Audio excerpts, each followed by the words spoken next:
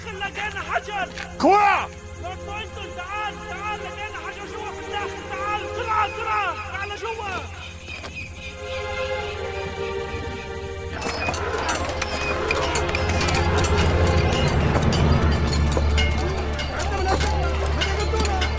تعبنا خيي، شو بدك تعمل؟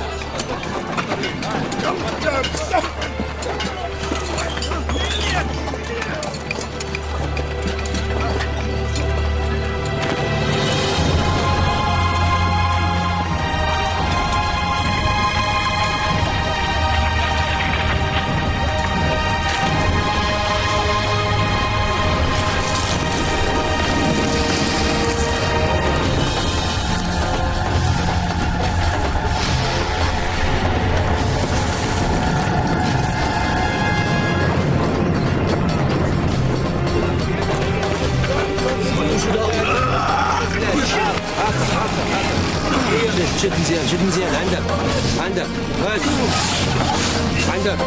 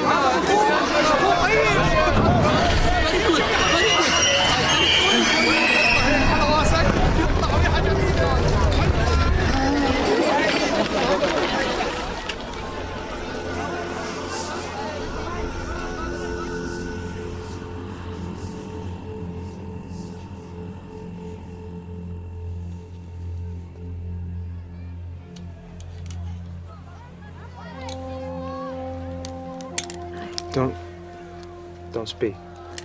Why not? You got sunstroke. You need to just stay where you are. Be quite still. Oh, actually, what I need to do is sit up and drink a lot of water. Shukran. I'm dehydrated. Might have sent for a doctor. Already got one. Sarah King, MD. You're the fellow who's going to get sunstroke walking around without a hat. I just introduced myself.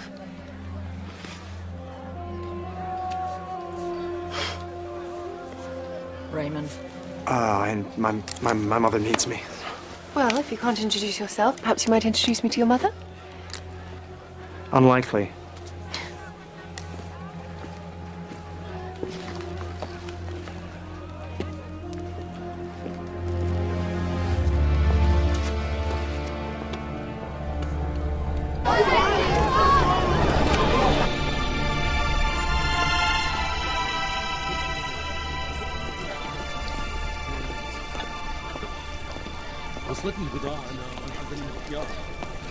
Thé au citron, s'il vous plaît. Oui, monsieur. Et chaud?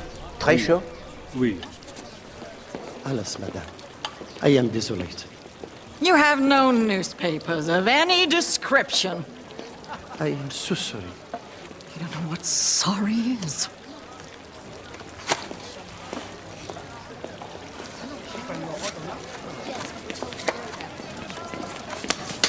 That's sure you're double-distilled blighter. Colonel Cabaret, mon vieux. Poirot. All these years traveling, you think I'd be used to creeper crawlers by now. Not a bit of it. I did not know that you were the enthusiast for l'Antiquité. For what, old boy? No, but you have come also for the exploration of Lord Boynton? Ah, no. Passing through. Vraiment? And to where do you pass, Colonel? Here and there. You know, here and then, you know. There. Or thereabouts. Absolutely.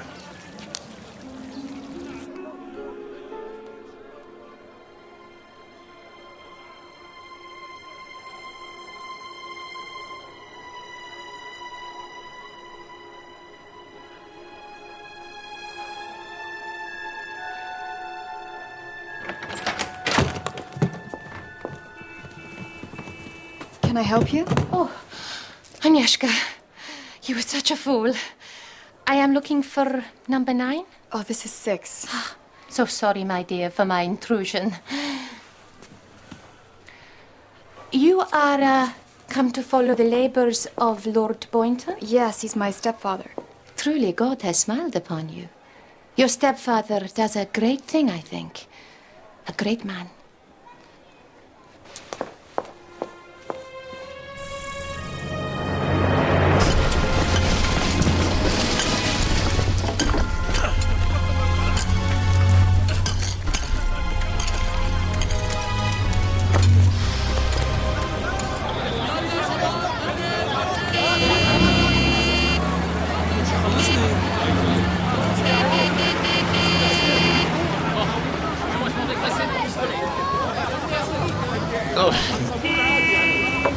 فلفل شطة فلفل شطة خليل خليل بسرعة بسرعة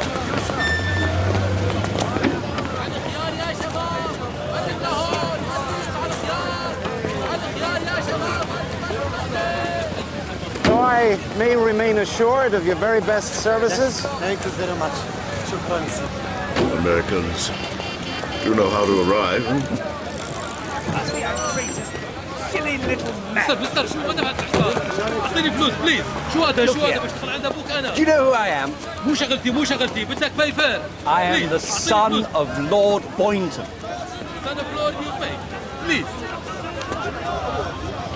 Thank you sir. وصل. Bloody shambles. Typical. If you...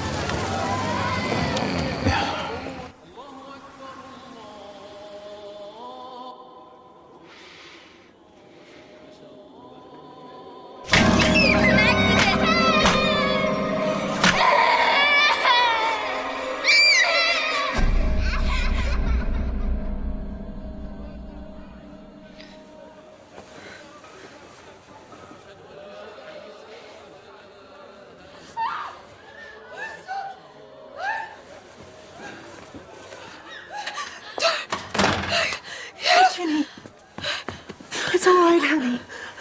It's all right now. I was being drowned. It was a dream, baby. It was just a dream.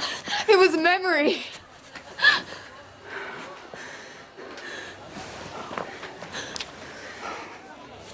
I can't go on like this.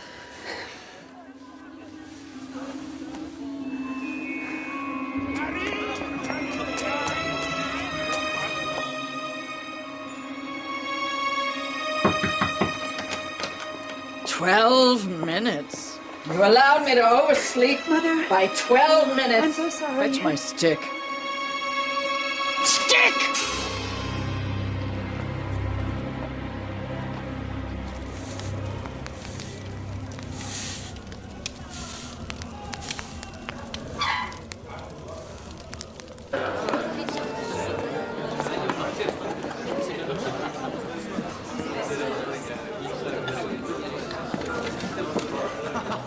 Ah, excellent. There you are. It's Leonard Boynton, your stepson. How good of you to come, Mr. Boynton. Carol, my vitamins. Now, Mother? Clearly. Ginny, you look like you're suffering from consumption. It's drawing attention to yourself in the most unattractive way. Go to your room and apply color. Raymond, don't sit there, sit here. Nanny, go somewhere else. You look tired, dear.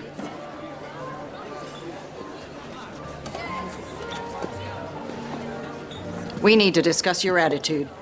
Sulking is like shyness. It is unacceptable. It is showing off. I'm not sulking, Mother.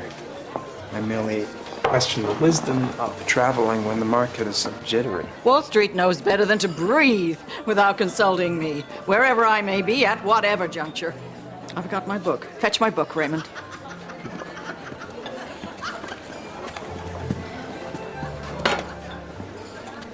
You think they're a rum crew?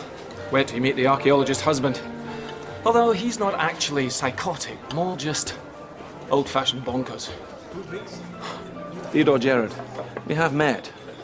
Bond's doctor. I advised on a case in Edinburgh. Used to have a beard. Oh, yes, of course. The Bond's doctor. I recognize you, monsieur. Of course, it's all a sham. The real object of the exercise is a reconciliation of his offspring and hers, happy families among the tombs. There is disharmony. Where Lady Boynton is, the music of the spheres is curiously like nails down a blackboard. Now, you must excuse me, my personal disorder can't help sticking my stupid face down the lion's throat. Do you mind if I join you for a moment? It's just something I want to talk to you about.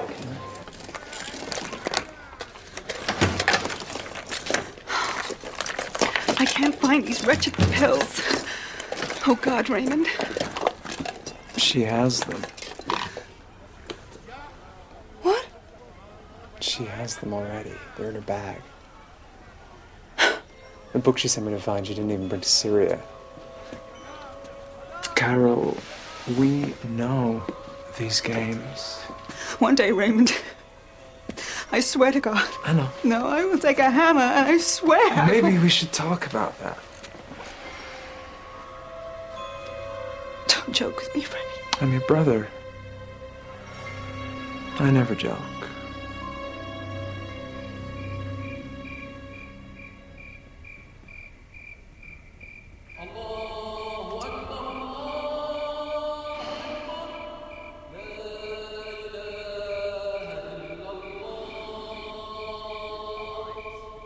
The way we let that woman steal them from us. Oh, God, Raymond.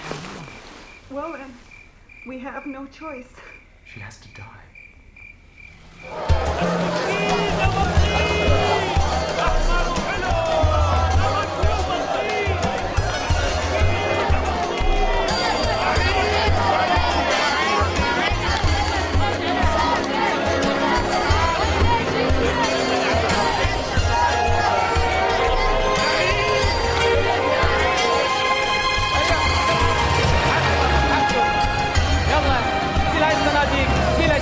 شيله دير بالك عليه دير بالك هري اب هري بسرعه بسرعه فوق صعد العيال فوق بسرعه يلا now we're going now please please عشوا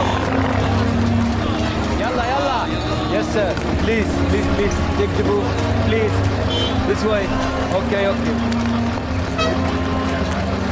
يلا يلا بسرعه يا شباب يلا بسرعه انتوا مستعجلين هري اب هري اب بسرعه بسرعه هري اب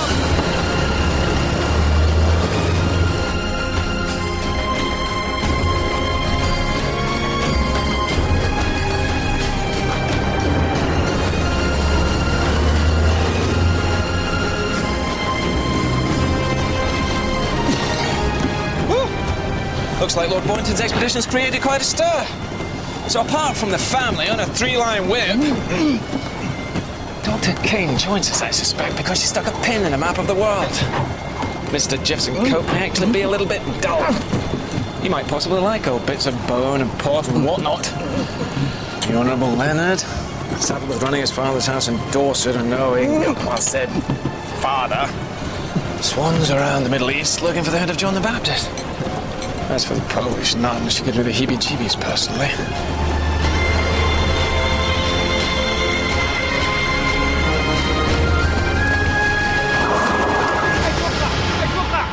ليش وقفتوا؟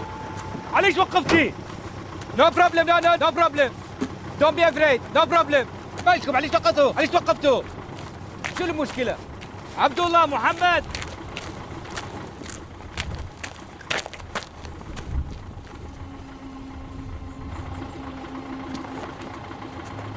No problem. ما في مشكلة no problem. ولا حتى مشكلة موجودة.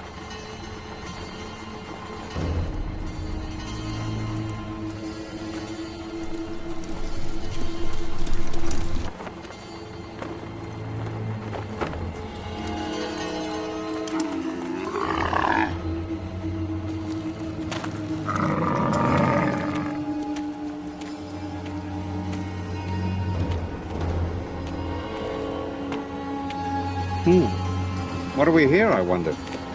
A mobile toll booth?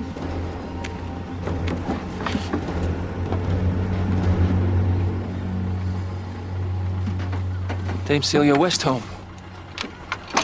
Sorry to hold up the bus, everybody. Kemmel was on loan. I had to go back. Has Boynton made any significant progress? Does anybody know?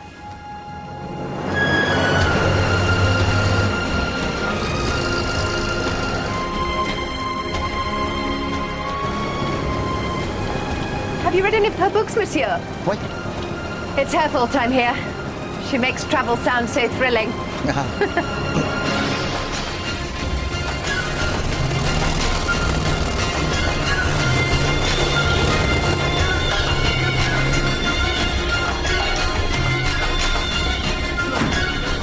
حركوا شباب حركوا نزلوا الاثنين حرك تحرك Welcome. Did you have a nice journey? I know, it's ghastly, isn't it? Hello, little blossoms. Hot showers and cold beer for everyone. Even you, Nanny, you raving old dipsomaniac. Leonard, dear boy. Father? Ah, my child bride. Dinner's in the pavilion at 8. Everyone's invited. Come along. Raymond. Utter bonanza of crippled personalities. I'd have paid extra for this. يلا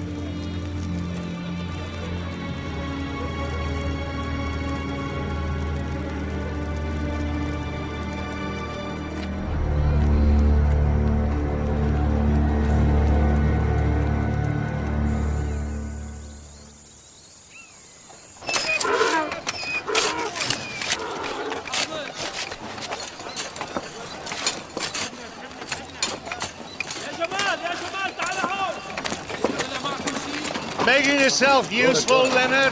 Good man. Coming along. That blind chap down in the Arab camp, every night I hear him tell a variation on the same story. I've heard it all over Syria. The daughter of Herodias brought John the Baptist's severed head to this land. She buried it where the river meets the mountain. Now, I've been every damn place in Syria where any river meets anything that could possibly be construed as a mountain, from Crack to Aleppo.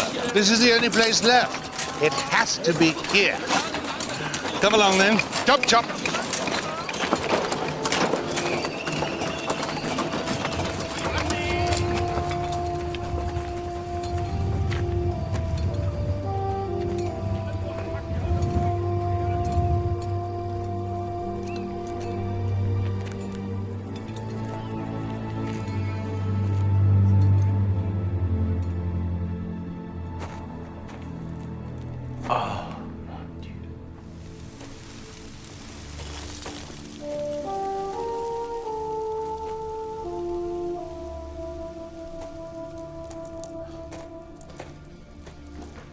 And these words, do they speak of John? No. It tells a different story. A man is sitting in a tavern in Damascus. He looks up from his wine and sees death staring at him across the room.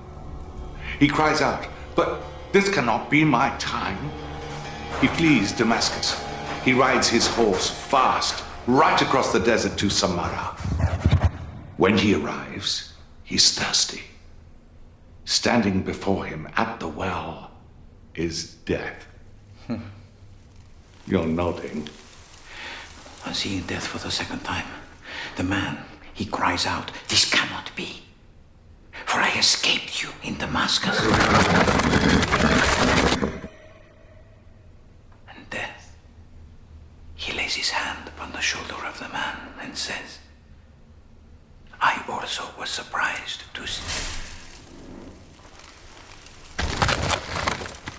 see you in Damascus. For my appointment with you, it was always to be here in Samara." Try as one might, one cannot escape one's rightful destiny. Why? I know you're here, Johnny. I can almost smell you.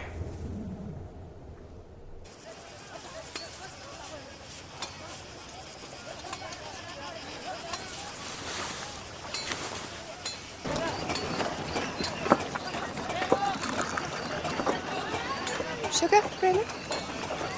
To put sugar in one's tea is indicative of weak character. Raymond doesn't take sugar.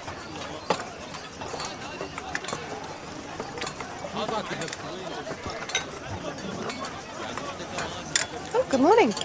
You look dreadful. Thank you. I feel dreadful. You should see a doctor. I just did. He told me I had malaria. Oh, no. I've dosed myself up, and as much as it makes a difference. Well, you shan't come on the expedition today. If I have an attack on the way to the river, I'll most probably die. And the obvious solution is to remain here all day with Lady Boynton. You better come with us. Not a difficult decision. The sun is up. I shall spend today observing from the platform. Good idea, Poppet. Cracking view of the Casbah. You can keep a beady one on Leonard and myself. You assist with the digging, monsieur? Oh, I would assist with digging the drains if the alternative were enforced social intercourse with my father's ghastly 10-ton wife. You won't come down to the river, Lady Boynton? By all accounts, the vista of the Casbah is very fine. Did the boy bring my times yet? No, Mother. Dismiss him.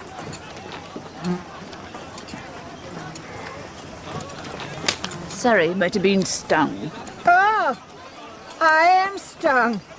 Yes, there's the bugger there. Oh, goodness. Let me look at you. Do not touch me. Never touch me.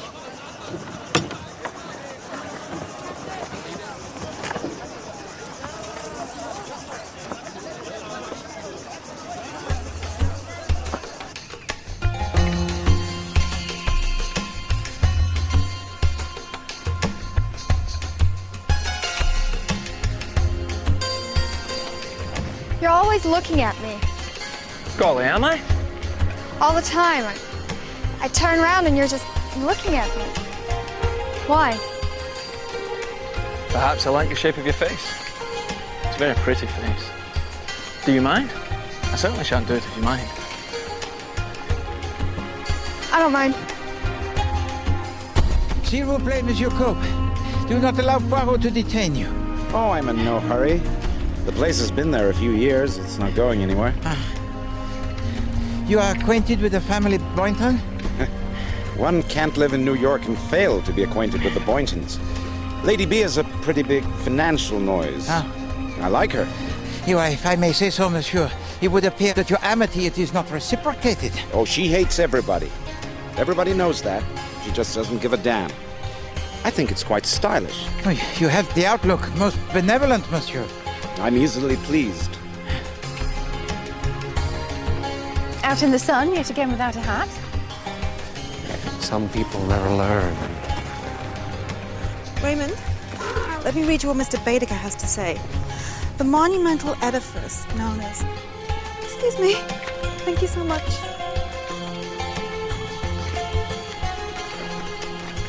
I thought that, free from the appalling mother, I might be permitted the smallest amount of anodyne conversation with Raymond. But no. Evidently, the family has decided I'm a gold digger, and all overtures of friendship must be stamped on. Frankly, it's rather insulting. Well, I'm not having it. Ladies and Gentlemen, now we may rest. We are arrived. جيب الغراض هنا. حطها عندك. نزل الأكلات. God is good.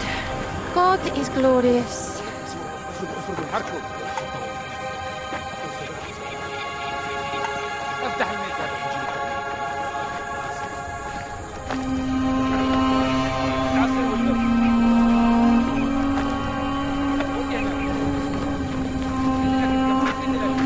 If you want my professional opinion, which you don't, but you should, so I'm going to give it to you anyway, your family would do well to hear what Herr said to me at a conference last year. To be American is bad enough, he said, but to put money into that and... Bobby, let me look at you. Yeah, I'll be fine. Mahmoud, this I'll be gentleman fine. needs to return to camp immediately. Get your hands off me, I'll be fine. Right, paws off me. Doctors, think you know everything? You don't have to carry me. I want the extra shot. Jimmy! That's my name. Just need a drink.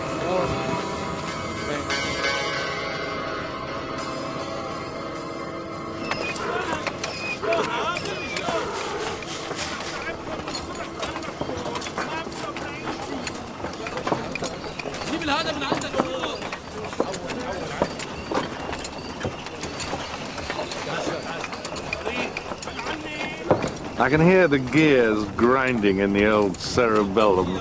Not really. I was just wondering how Lady Boynton managed to negotiate that ladder affair. It's pretty vertiginous. Would it kill you to call her mother? For me, stepmother would do. God, it's hot. Yes, it is. Perhaps you would be kind enough to take the lady in question a glass of water. Father, look, I'm sorry, but are you genuinely blind to the way she treats everyone except you? Now.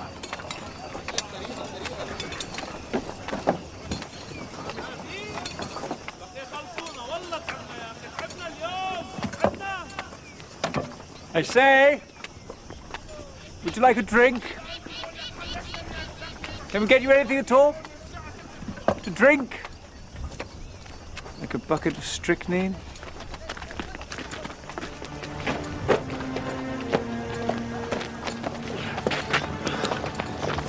Get these buggers away from me. Perfectly well. Lie down.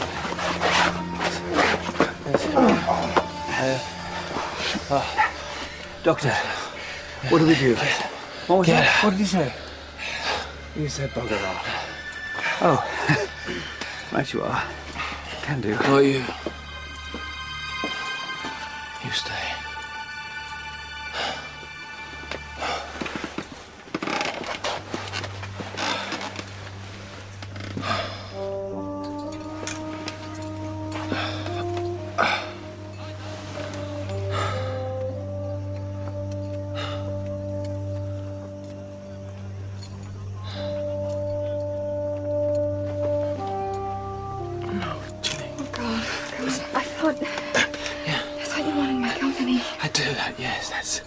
That's exactly what I want.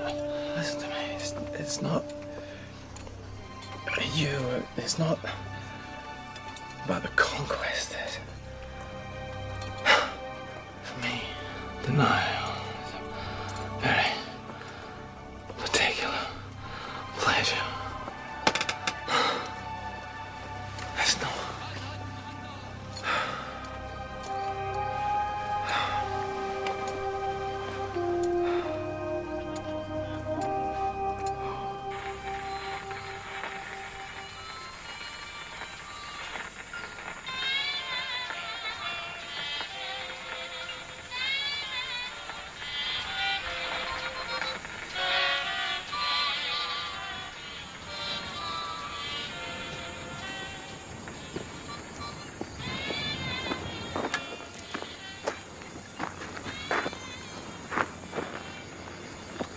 People say travel broadens the mind, mainly because people like me insist on it in their books.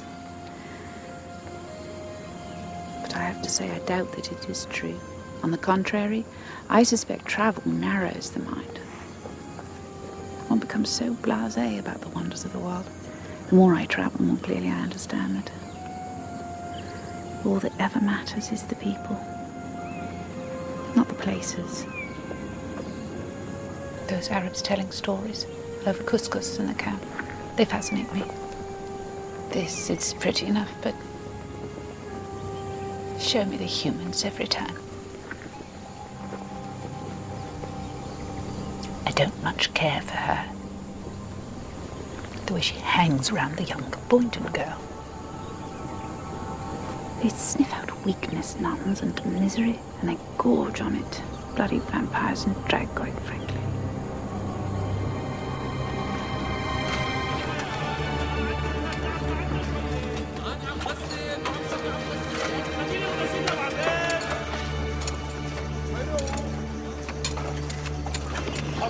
Poirot, how did you find the river? Oh, Good, good. We haven't turned up any glories yet, but we live in hope. Nil carborundum and all that. And Lady Boynton, she has enjoyed her day? Oh, yes, monsieur. Well, she always does. The word boredom simply not in the vocab.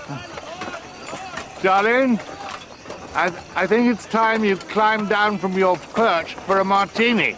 Fobbit, shall we say about 10 minutes? Little minx.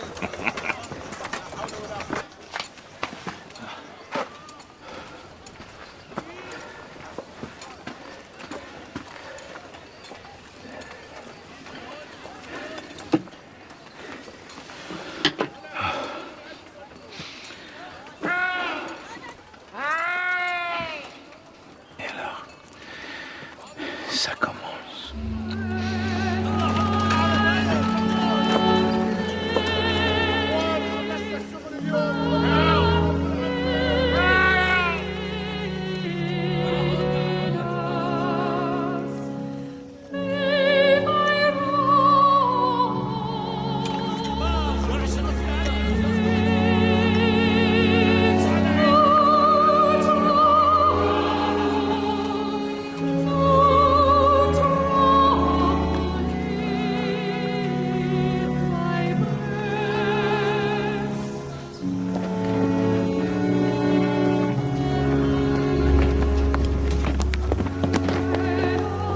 You're the girl who's a doctor? Yes. And you've met death. So have I. Come on.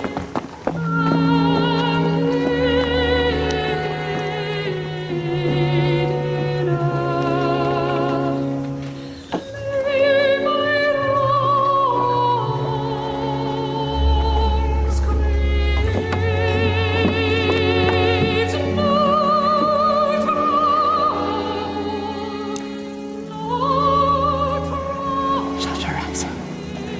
Shut them.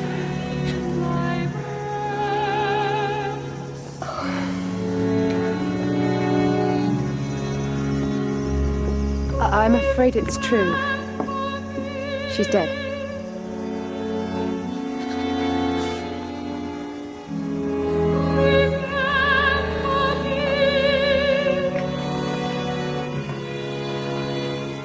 Your appointment with death, madam. It was always to be here.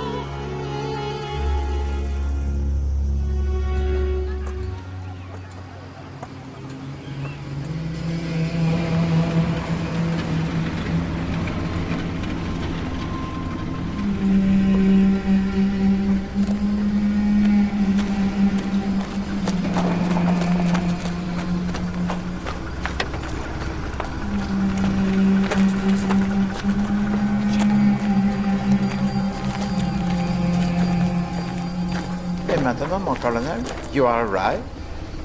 This is an event for which you were prepared, no? No, this is something else. Later. Show me the dead woman.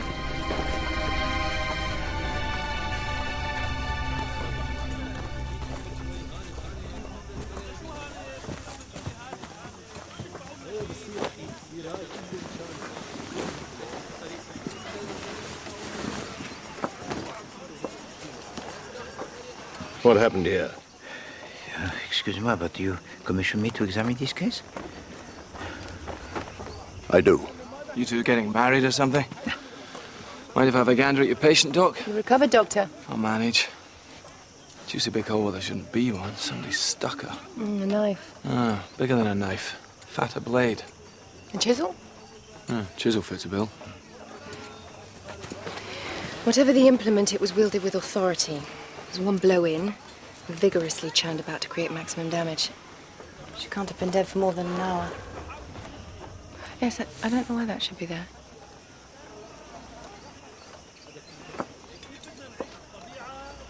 It's wax. Well, one thing's for certain, you can't stay here in this heat. I'll make arrangements for the body to be transported. Un moment, s'il vous plaît, mon colonel. Excusez-moi. Yes. Already there is so much about this case that is wrong. You yourself are wrong. You are not what you appear. You are not a policeman, yet you know a crime that has been committed before it has been reported. You bear the rank of colonel, yet where is it, mon ami, that you serve? So enough of these crypticities. Explain yourself to Poirot, or he cannot accept this case. Point. Crypticities? Wait. Poirot, you're a foreigner, but I judge you to be a good egg and therefore trustworthy. Now, what I am about to deal you is a card you must keep very close to your chest. Is that understood?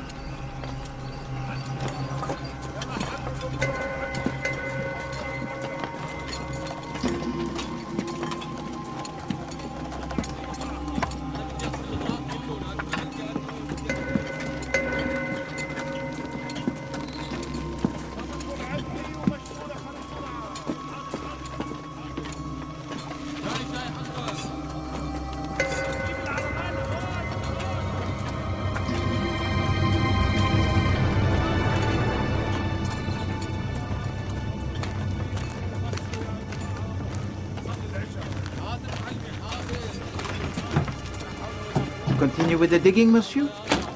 I am given to understand it's what Lady Boynton would have wanted. You are, I think, please to forgive me, somewhere in this area this afternoon? Yes, Poirot, do you think you could postpone your interrogation of the obvious murder suspect so he can arrange some necessities for his distressed father? Thank you so much. Oh! I understand you're looking for a chisel, yes? Fill your boots.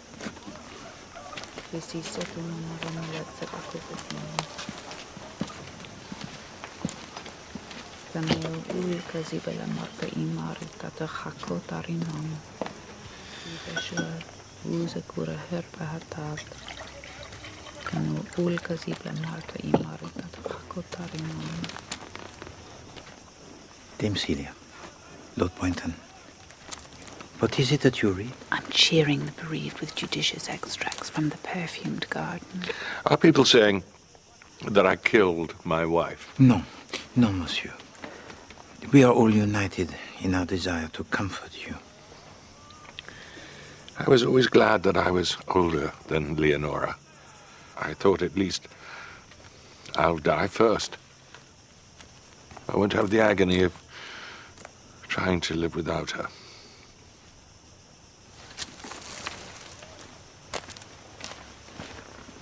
Nevertheless, must be admitted the death of Lady B is hardly detrimental to the community. But it is not well, monsieur, that a human being should die before her time it is come. En plus, the nanny, Madame Taylor, has the great distress. Yes, all right. Keep your hair on, for heaven's sake. I was just trying to lighten the mood. How did you achieve your newspaper, Monsieur Cope? Came with me. Many thanks. I'm just lousy at being intrepid. Always so hungry for news of home. Back at the hotel, you couldn't get a paper for love nor money. I know.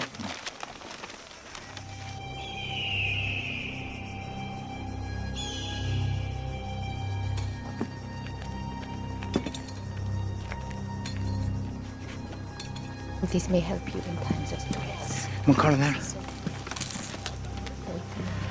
Your men, when is it that they arrive? Midnight, I should think. Oh. Then you must have them search this area at dawn. The search most diligent, all around. Looking for what? In the first place, mon ami, a syringe. It is instrumental in the murder of Lady Boynton. Right. Good grief. It will be done. Bon.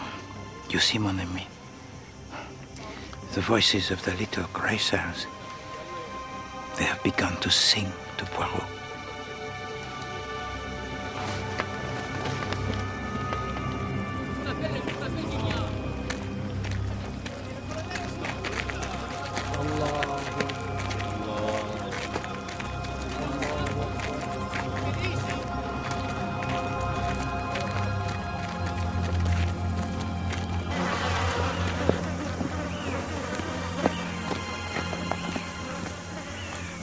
Slit throat. Je comprends pas. It is not the custom you pay to waste life and the food in this manner.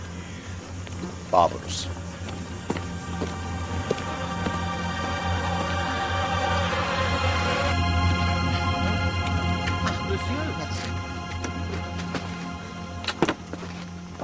Monsieur? Merci. Look, Poirot, sorry to be so standoffish. Bit grim, seeing one's father cry. Je vous en prie, monsieur. What do you want to know? I should like, monsieur, for you to tell me if you spoke to your stepmother yesterday afternoon, and if so, when? We spoke about 1 o'clock, hottest part of the day. Bon. She'd been perched up there like some evil great pudding ever since you lot set off. I say we spoke. I spoke. She ignored me. Nothing unusual about that. Can we get you anything at all? To drink? You know how it was. One mustn't disturb her when she was taking the sun, but God help you if you neglected to do so. Monsieur, we found this syringe. Ah. Where was this discovered? In the tent occupied by the old lady. The nanny? Merci.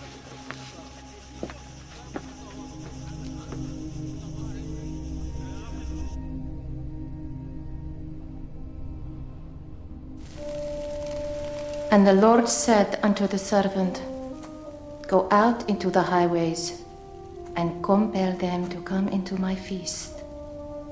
That my house may be filled. It's a beautiful parable. The word King James renders as compel is in the Greek anankazo. It means compel with violence. The Spanish knew this. They used this single word to justify every atrocity of their Inquisition.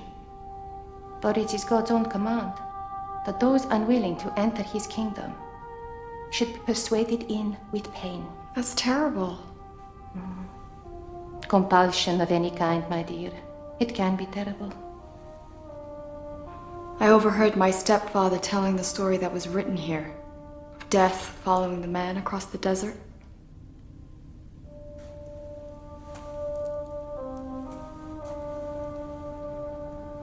Something has followed me here to this place. Something evil. God is here to guard you, Ginny. He lives in every grain of sand.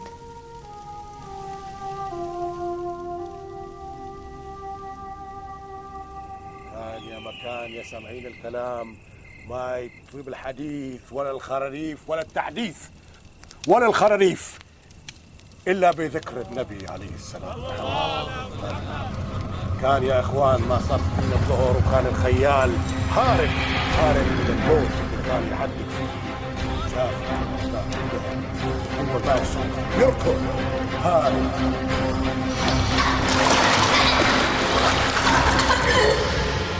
بعرضه يا إخوان وهو ماشي والدنيا حر الشمس الحرقة. خيال كان يصبح.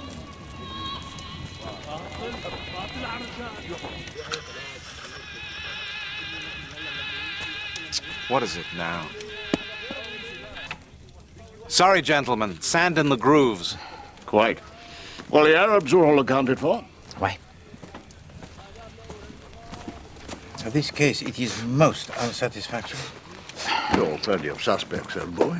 Yes, but almost all of them were outside of the camp at the time that the murder was committed. And this is corroborated by a witness who is impeccable. Me.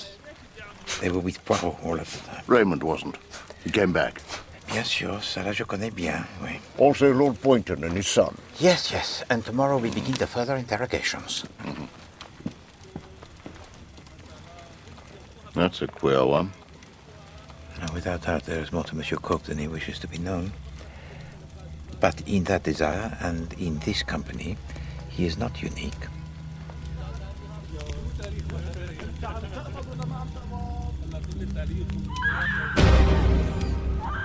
شو صار شباب؟ Here we are, quickly. Off in this direction.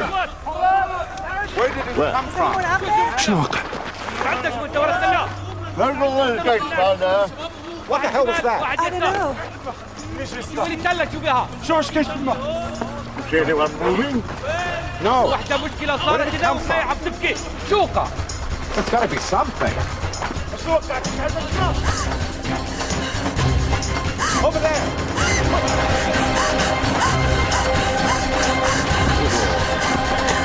لقينا البيت Get on inside, quickly.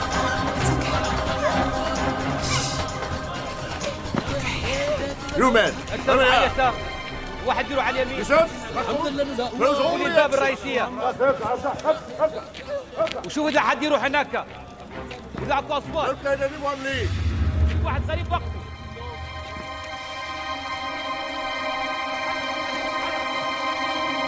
Sister Agnieszka.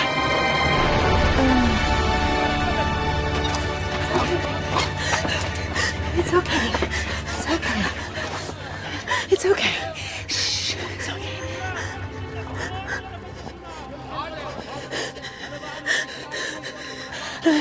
Everything's gonna be okay.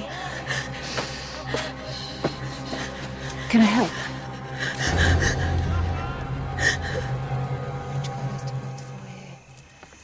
Useful to know what she's trying to tell us. She's not trying to tell us anything. She's talking to God. You have Polish, monsieur? You don't need Polish to spot a woman at her prayers. Very pretty needlework, dog. Shouldn't we be getting her back to the hotel? Ask Dr. King. Well, you're the senior physician here. Maybe you're much prettier, and you're handier with the cutlery. Besides, the nun's your patient. I've got my hands full with a loony nanny. Well, this, what I've done, it's only temporary, so yes, we should. Ça fait du bien. It would be helpful to Poirot for all of us to return. Avenium da. Avenium da. That's Latin. Forgive him? And Poirot has little Latin, but it can also be, I think, forgive her. My men can track. No, there is no need to dispatch your men, Colonel. The assailant of Sister Agnieszka has not fled. There was a man. He followed me across the desert. I woke up and he was putting a bag over my head. Slaver. Bound to be. People think the slave trade is finished. It's not. I've seen the waiting caves on the beach at Mangapuane. 100 souls crammed into a space hardly bigger than this tent. I threw myself on the floor to get away. When I looked up, I saw. What you saw? Sister Agnieszka was struggling with your attacker? And well, you tried to help her. And you struck at the man with what? A rock. And in your terror and in the dark, accidentally you struck your friend and protector. Now, you try to get some sleep, if you can. Because tomorrow we face the rigors of the return journey, huh?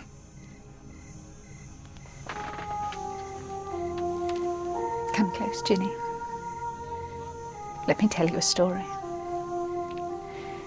This is the legend of Gilgamesh.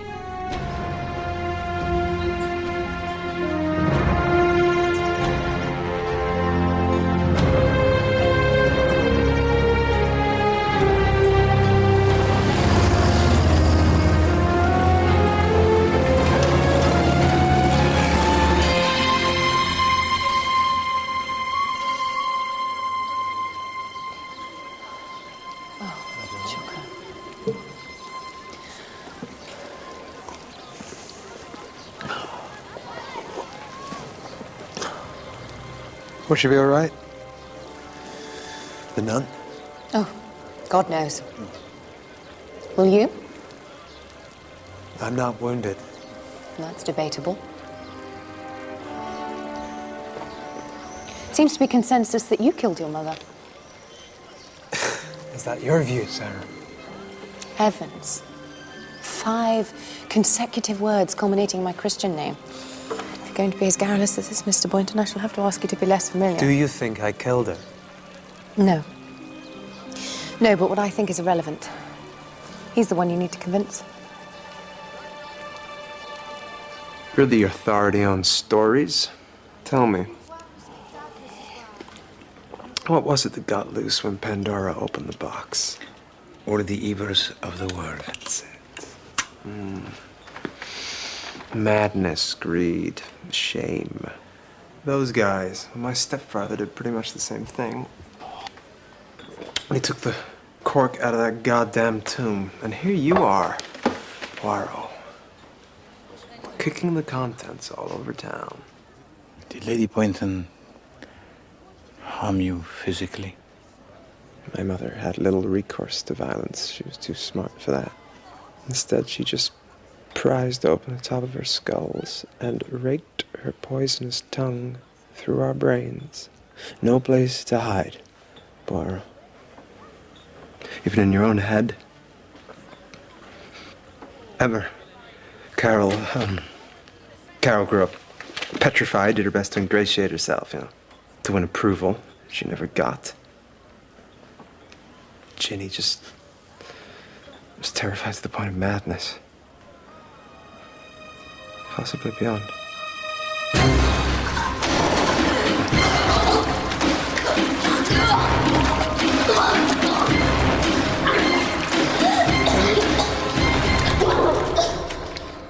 Did you murder your mother, monsieur? No. But only because I lacked the moral courage. She was a monster. Poirot, it was her pleasure always to watch us suffer. But why was she driven to be so cruel? To punish us, I guess. For what offense? For being someone else's kids.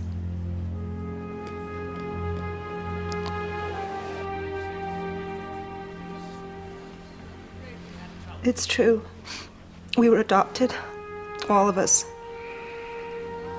It is no crime against God or nature to be an orphan. Oh, but it is, monsieur. It is a hideous crime. Lady Boynton, Mrs. Pearce, as she was then, she wanted to have children so badly, but between her and Mr. Pearce, they couldn't make it happen. Oh, for Mom, adoption was the only route. But once she'd assembled her family, of which there were many candidates. Don't! It was an accident! And rejected a great number. Oh, yes, monsieur, there were many children who were presented to us as new siblings, only to be removed a day later. One child stayed longer than the others, but the beatings went on until she also disappeared. So there we were. We're a lucky few. Raymond, Carol, and Ginny. Je comprends pas. Mademoiselle Ginny, she was not even born. Who was this other child? I don't know. I can't remember. Who was that little girl? Unacceptable goods.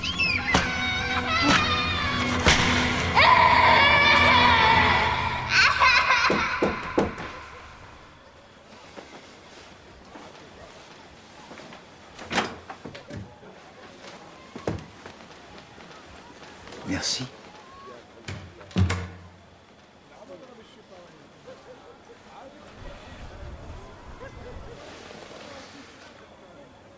Who is the child that you beat, madame? Can you tell it to Poirot?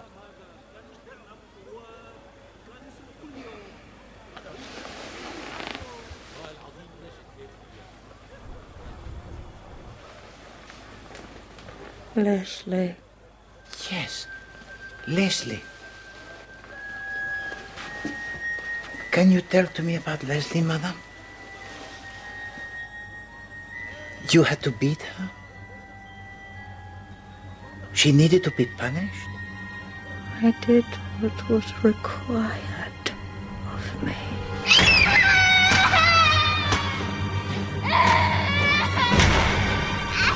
I don't think we're sufficiently sorry. Not by a long chalk. Again, Nanny. God, she was an evil woman. And Leslie, madame? What became of her? She is alive? Father! I'm not your father, my dear. But I'll do my best. Could you get me that bag? I'll do my best to make you comfortable. All right. Thank you. Bog standard sedative. Check it if you want, Poirot. Come on. There's a good girl.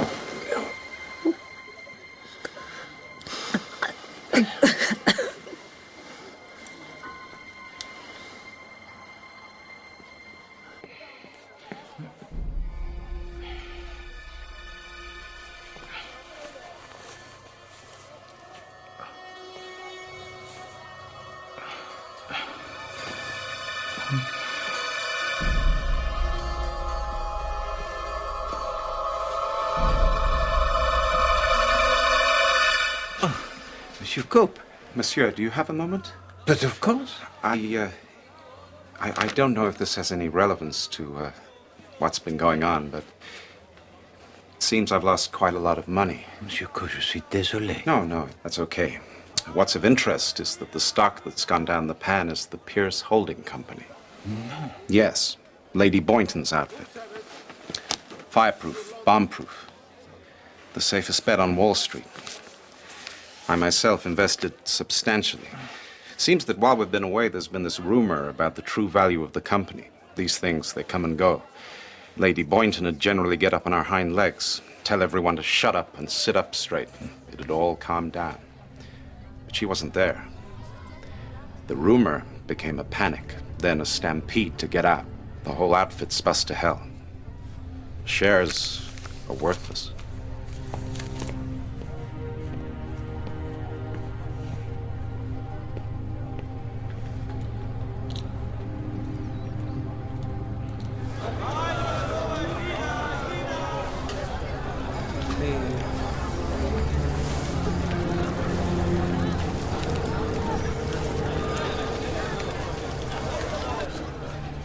Oh, God. Here comes that ghastly little Belgian, wringing his hands like the cowman come to collect his Christmas box. He's being respectful, Father. He's being a damn nuisance. Monsieur, come for a nightcap among the bereaved? No, merci, Lord Boynton, quand même.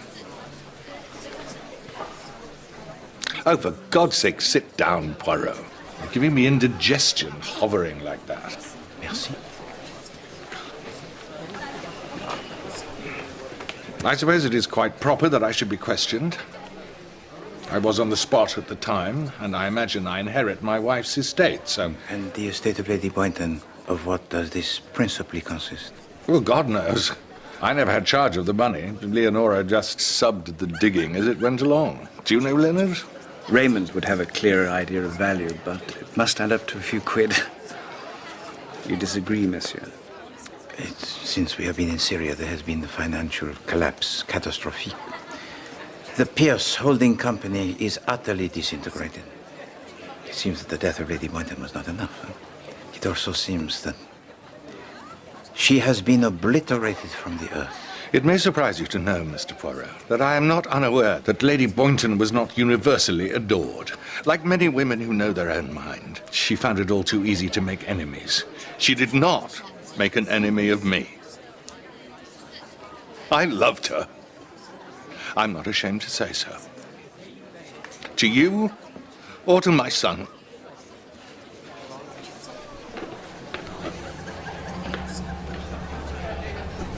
Was it necessary to air that observation in quite that way? The methods of Poirot, monsieur, cannot always be agréables.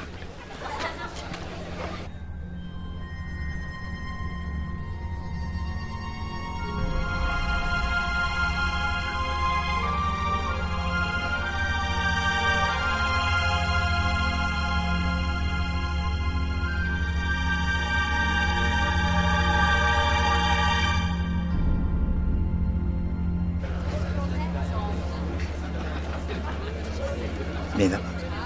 Excusez-moi, Dame Celia.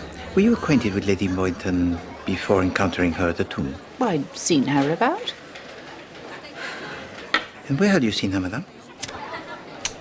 Lady Boynton was pointed out to me by a man at a party, who then proceeded to tell me rather a lot about her. About the way in particular she treated her children. I decided then and there I had no wish to further acquaintance with the woman by introducing myself to her. She sounded perfectly odious. And who was this man that was so well informed? I didn't catch his name. I wanted her dead too, just in case you were wondering. She was clearly blocking my way. Raymond couldn't even look me in the eye with her still in existence. So do you commend yourself to me as a suspect, mademoiselle? I commend myself to you as one who has recently invested a great deal of time in a relationship that was always heading nowhere.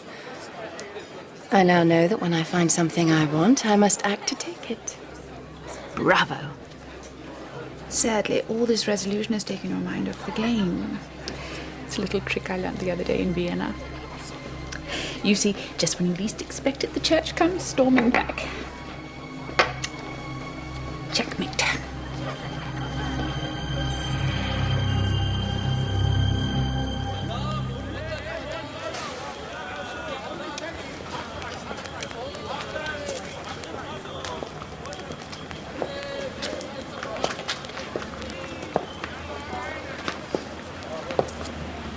I didn't know you smoked.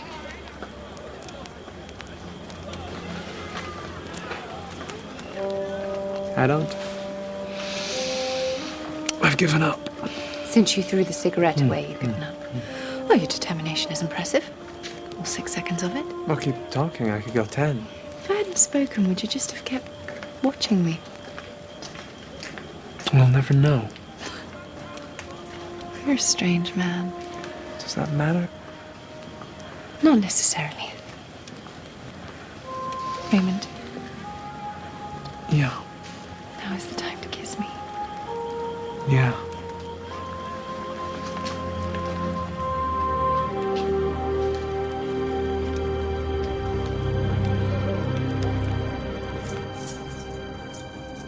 بقى شي بحد ميت هنا.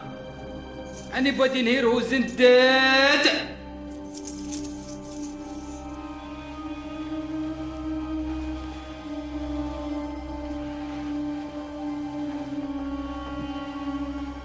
Twoje, bądźwola twoja, jako niebie, tak i na ziemi.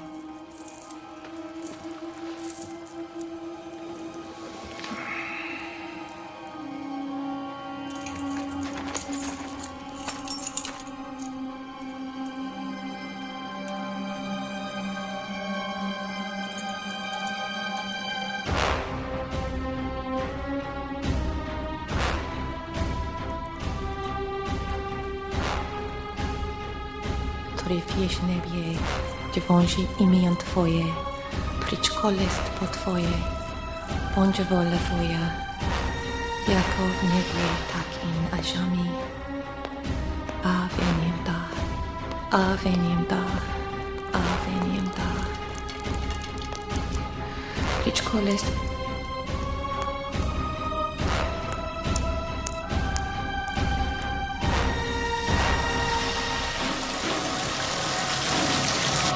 Nasz, który wiesz niebie, że włączy imię Twoje, precz królestwo Twoje, bądź wola Twoja, jako w niebie, tak i na ziemi.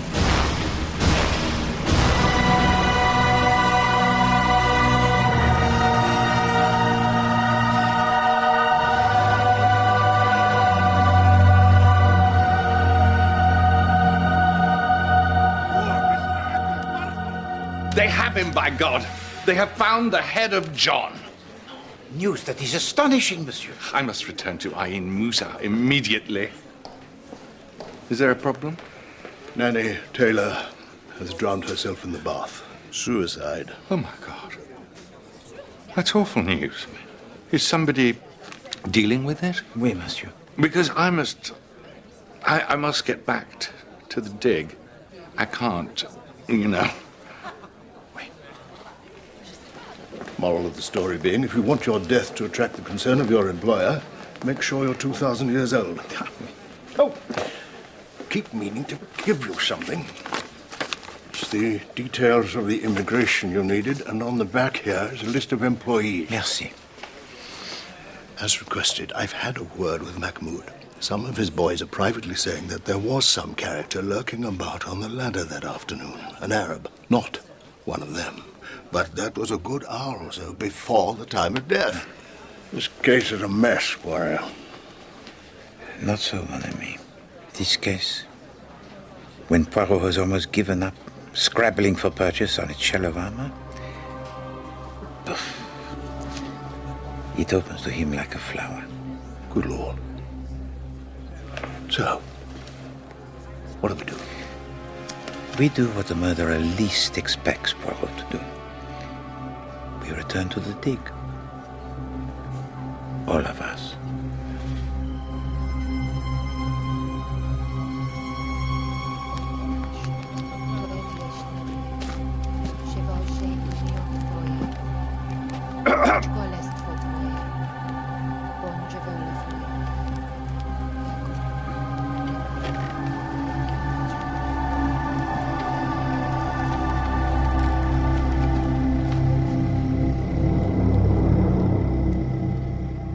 This case, mes amis, it is full of the red fish.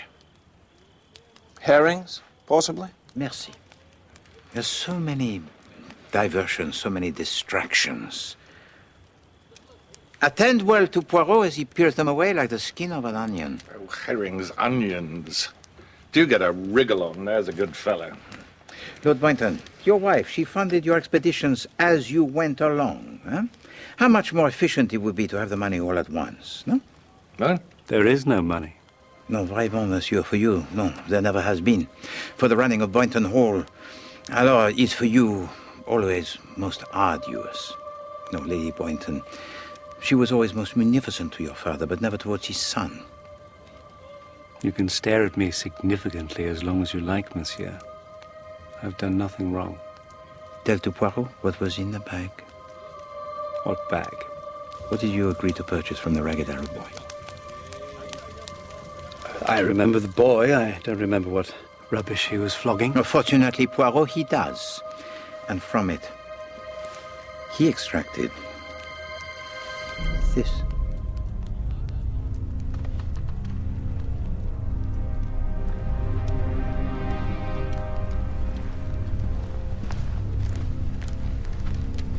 Voilà. Voilà what?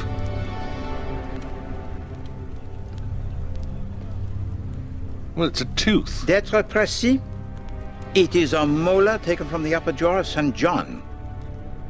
You will observe that it bears the traces of the filling of gold.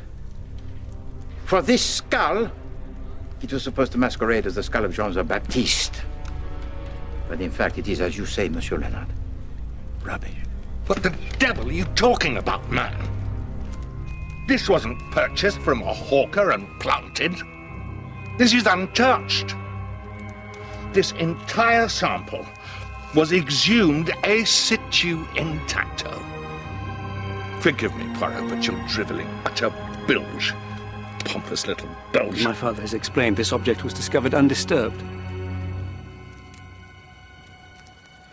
It's a perfect fit.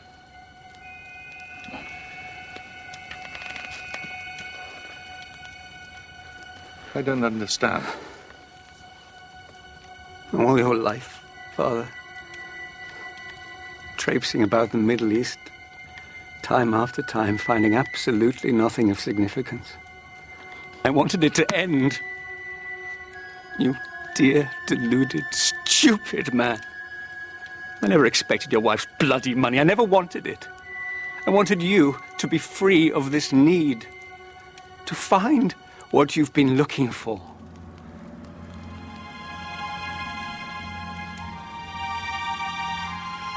Do you mind if I step out for a while? I'll come with you. No. I simply wish to be alone for a moment. Is that permitted? Je vous en prie, monsieur.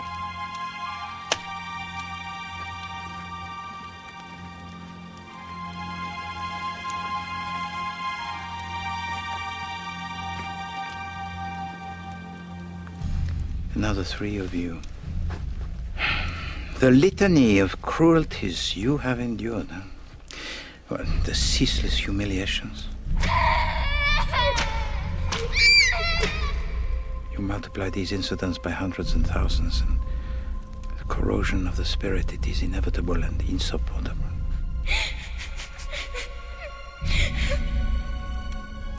No wonder you wish to see Lady Boynton dead. Indeed, Poirot, he overheard you, Mademoiselle Carroll, and you, Monsieur Raymond, whispering that your mother, she must die. And you, Dr. King, by your own admission, you also wish to see her dead.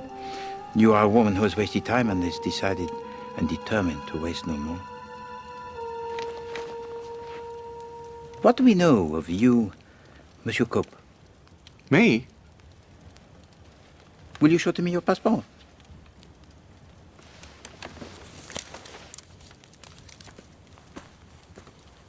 Merci. You choose to use your second Christian name and not your first? Yes. Why have you elected to do so, I wonder? My first given name is ambiguous in terms of gender. The spelling is different, but it's also a girl's name. As a child, I found that tiresome. I would suggest that there are many things about your childhood that you found tiresome. Monsieur Leslie Jefferson Cope.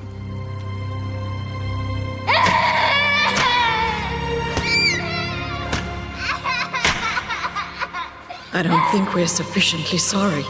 The child that was thrashed so brutally on the orders of Lady Boynton was not a girl as misremembered by her daughter Carol, no. But a boy by the name of Leslie. If you know all that,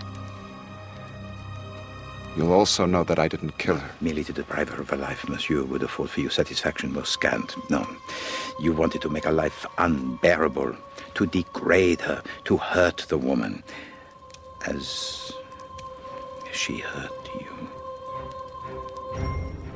Lady Boynton was a person preoccupied with station and money, and you decided to strip her of them both.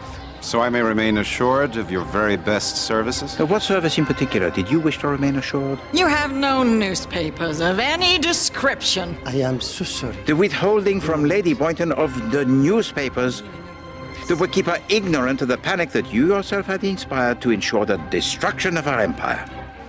I'm just lousy at being intrepid. Back at the hotel, you couldn't get a paper for love nor money.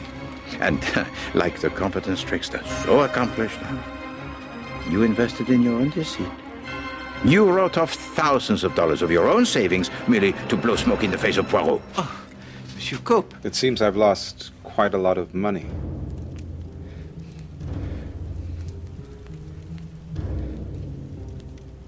Hello. Poirot has one more red herring left to fry, and it is a fish most substantial. Le Colonel, mes amis, he is not a policeman, but is retained by the Foreign Office. His mission in Syria was to uncover and destroy the trafficking of female slaves, the abduction and sale of women, for one purpose only. Pardonnez-moi. I knew it. Arab women. Whatever the client ordered. White women? Yes. They wanted me. Et là, mademoiselle, it is the opinion of Poirot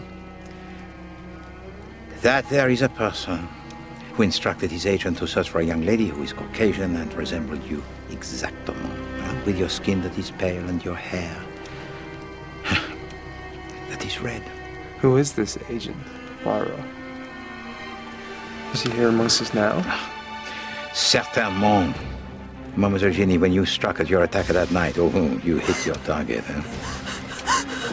It's okay. The woman who befriended you so assiduously, it was she who was smothering your face. Sister Agnieszka.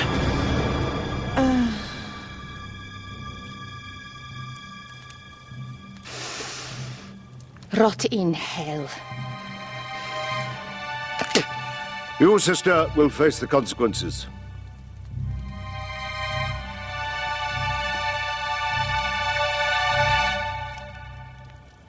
The key to the murder of Lady Boynton. It is not who, it is when. Dame Celia, do you have any children? No, I do not.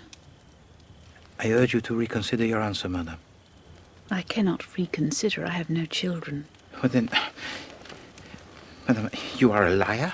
You have a daughter, and she is amongst us now. That is a filthy lie. And in extremely poor taste. So you disown her now as you did when she was a baby? Reclaim her of your own volition. You owe to her a debt of ungiven love. I had no choice. No choice. What was your position in the household of Lady Boynton in the days when she was Mrs. Pierce? Huh? A junior maid. Oui, c'est ça. A servant of the lowest position whose duty it is to scrub, not to become pregnant by a guest of your employer. The woman to whom you surrendered your child on the day of its birth. Is it me? No, Mademoiselle Carroll. It is not you. Oh my God.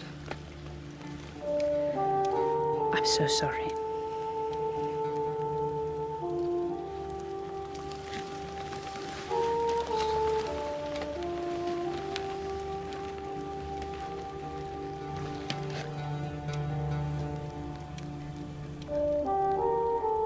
You gave birth to me and delivered me up to that bitch.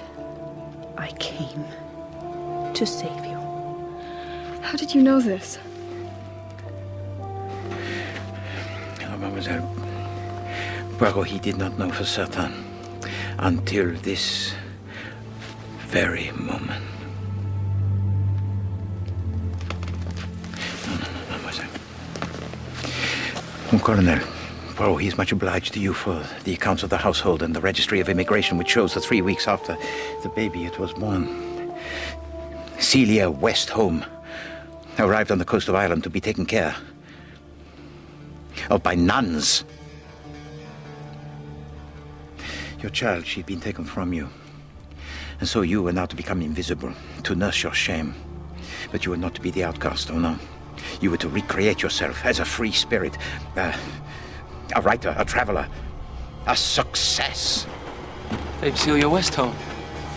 And every time you thought of your daughter, you consoled yourself with the hope that she was happy, but she had not begun life afresh. She was not happy. She remained as a prisoner in the household of Lady Boynton. And your regret, it came flooding back to boil in your heart. Let me tell you a story. This is the legend of Gilgamesh. Gilgamesh was the most beautiful man in all creation.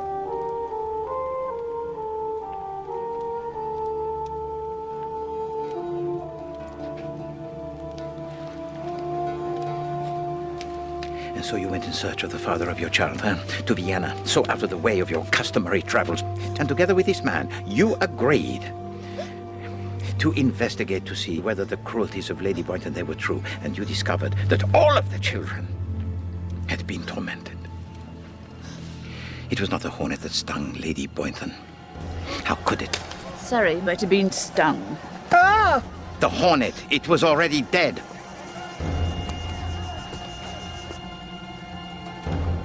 You stung her with this. Ah! Which you then returned to Dr. Gerard, who had prepared it for you.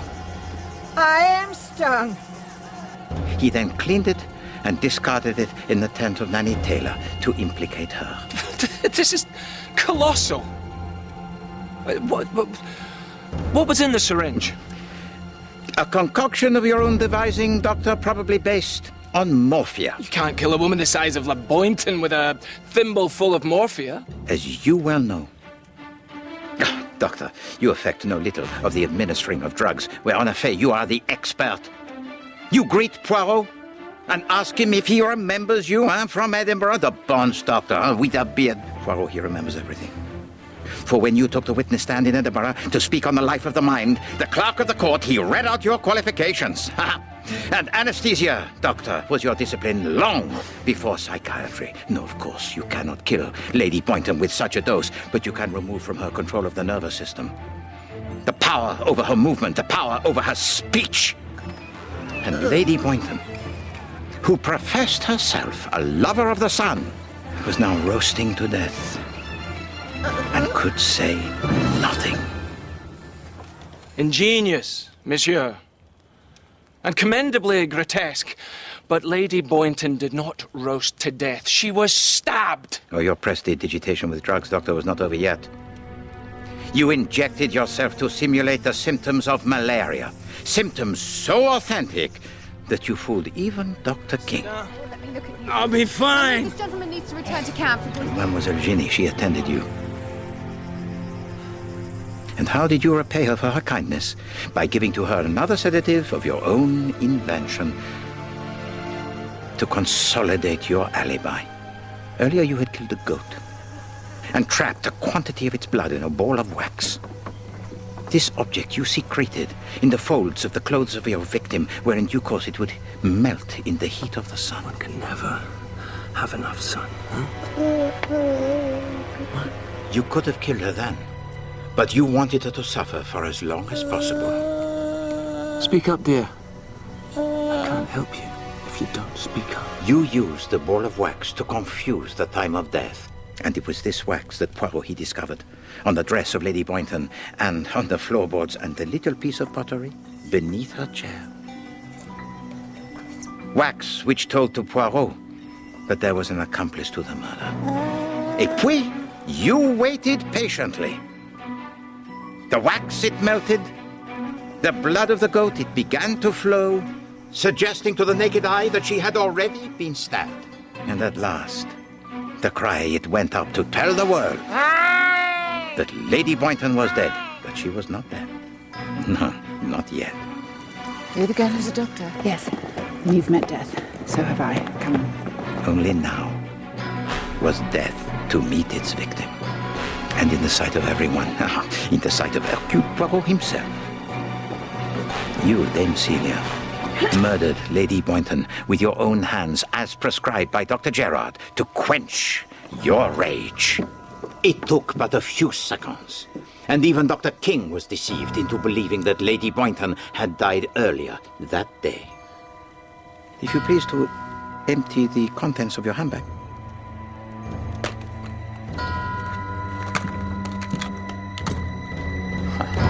No way. And Dr. Gerard, he encouraged Poirot to seek for the chisel, huh? Chisel fits the bill. Whereas the murder weapon, it was in your hand all of the day. Goodness. We did go to considerable trouble. One question. What makes you think any of this has any basis whatsoever in the truth? Nanny Taylor. Dear God! Did I kill her as well, or was she one of yours? You disordered her mind with a solution of mescaline so strong that the very speck of it made the head of Poirot to spin. You wanted to promote in her hallucinations, to make her susceptible to suggestion. You burdened her mind with so much shame and guilt that given the opportunity, you knew that she would do harm to herself. You know you can't go on. After everything that you did.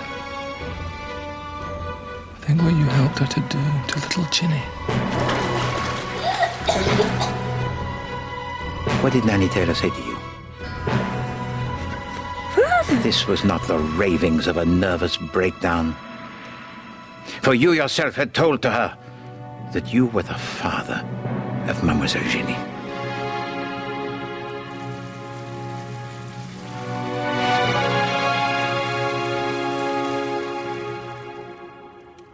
Portrait of Mum and Dad. I really appreciate now why I declined your particular offer of affection.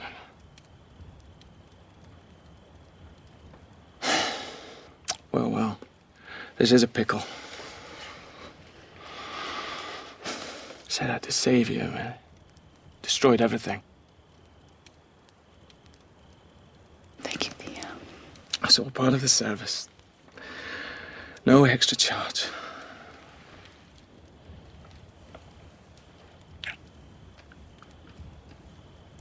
I never stopped loving you, you know.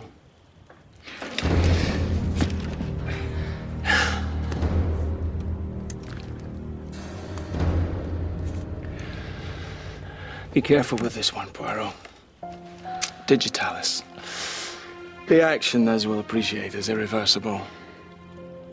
So sorry. We hoped it wouldn't come to this.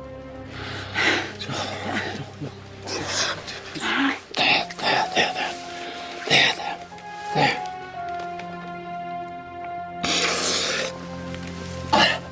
No, don't, Doctor. Look to the living. They pay their bills quicker, and they make better conversation.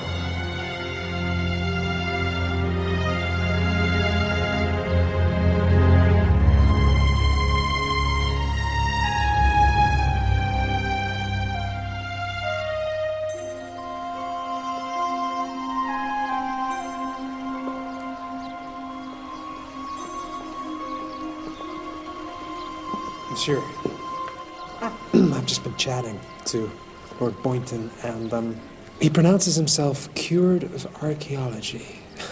Chatting? Why? Monsieur Raymond, in the matter of Pandora, you will recall that after all the evils had escaped from the box, there was one other creature, very small, very frail, that followed them into the world. Hope.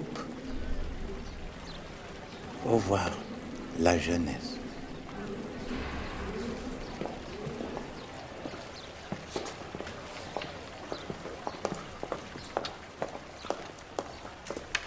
Monsieur Poirot. Mademoiselle. Carol and I are going to Egypt to see the Sphinx. It's not much of an adventure, but we're doing it on our own. It's a start. It was actually my idea. Lady Boynton would have said I was constitutionally too feeble, that my skin was too fair. But I think it's probably time I showed my feeble skin who's boss. C'est bien, mademoiselle. Before he leaves, you will permit an old man to pontificate? Alors, mademoiselle, there is nothing in the world so damaged that it cannot be repaired by the hand of Almighty God. I encourage you to know this, because without this certainty, we should all of us be mad.